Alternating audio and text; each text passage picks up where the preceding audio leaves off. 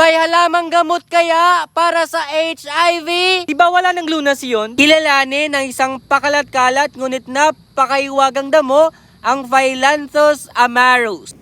Pakalat-kalat kahit saan, kahit sa disturbed areas. Ang ibig sabihin ng Phyllanthus ay leaf and flower. This is because the flowers are born directly on the stem or among the leaves. Talaga may HIV siya? Paano ang gagawin mo na virus na sa piling niya? Sana'y may lunas pa ito. Sana'y Phyllanthus amarus na ito.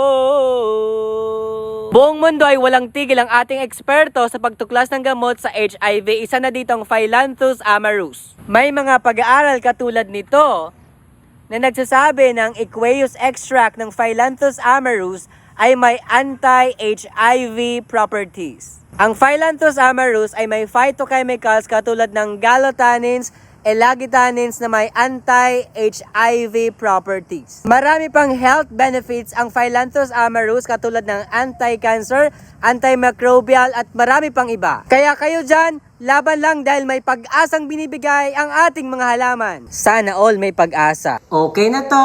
Okay na to. Okay na to.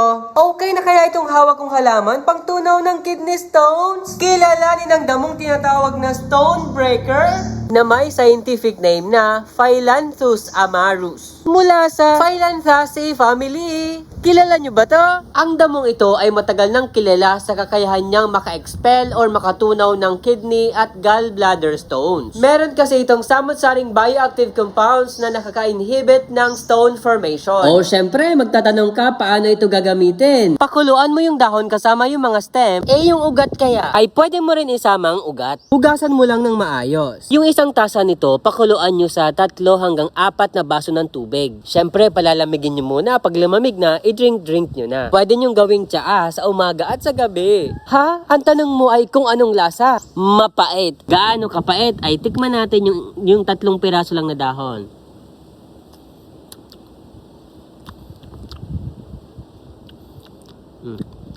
Mapait nga.